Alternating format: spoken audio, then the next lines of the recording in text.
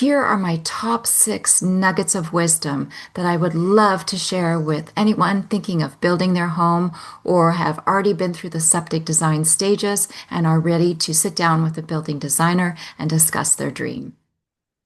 Estimations for house building is one of the trickiest jobs in the industry, and we love our estimators. And just for competitiveness, when contractors are bidding for your build, assume that your costs are underestimated, and it's not anyone's fault. It's just that Earth presents us with surprises, and so these will cost money. And also, to prevent surprises, I encourage everyone to get geotechnical engineering to start out with to see what the soil on your property can handle structurally for the home. It may just be a few $1,000s, and I've seen many instances where it's people who haven't done that to save those few $1,000s ended up spending hundreds and hundreds of thousands of dollars later on. And some areas require that you have a structural engineer, and I strongly encourage this for everyone. We can't, of course, out-engineer Mother Nature, but we can certainly do our due diligence, and it will give us peace of mind as we go through the design process. As we go through the design process, we may not realize this, but one tiny design change causes a very costly chain of corrections. So buildings aren't as simple as we think, even if advanced technology is being used.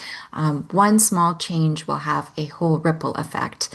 So assume that your one tiny change is not simple and is not cheap. Please keep your roof simple. Please keep your roof simple. If not your for rainwater harvesting, if not to reduce the finishing costs in the end, but to preserve building materials. We see a lot of homes with excessive gables, and really not as many people notice the roof as you may think. So keeping your roof simple will save you a world of kerfuffles. One thing I tell people is to design smaller than you think you need, and I usually say about 25% smaller. First of all, it will reduce the footprint on the planet, which is wonderful, saving more of our property to grow vegetables or for water design. Um, but also, we're saving energy costs, and really, a lot of times those excessive spaces just get filled up with stuff, which really don't serve anyone and encourage us to consume more and more goods. So, usually, design a little bit smaller. You can always add an outbuilding for storage, like bikes and things like that. But in general, design smaller. There's a lot of unexpected costs that come in the finishing stages, including the cost of our wants.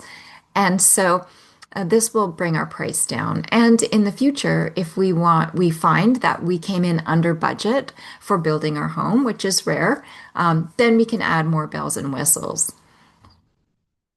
If possible, in the Pacific Northwest or in temperate, humid climates, please don't build a basement unless you absolutely need to.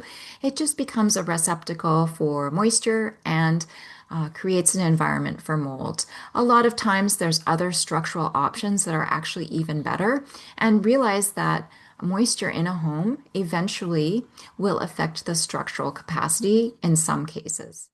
Most people don't realize this, but even despite the best of ventilation or filters on ventilation, garages or enclosed carports inside of a house as part of the house is actually very unhealthy.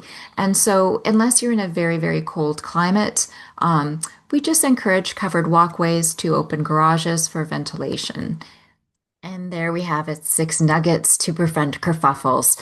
Join me on my channel, subscribe. I'm going to be continuing adding wisdom for healthy home building and building with the planet Earth first in mind. My name is Lana Brown, and I have experience designing and building 2 beautiful, biologically built, beyond sustainable, healthy, holistic homes in the Pacific Northwest, as well as many, many years in the building and construction design industry, working from A to Z, helping people build their dreams.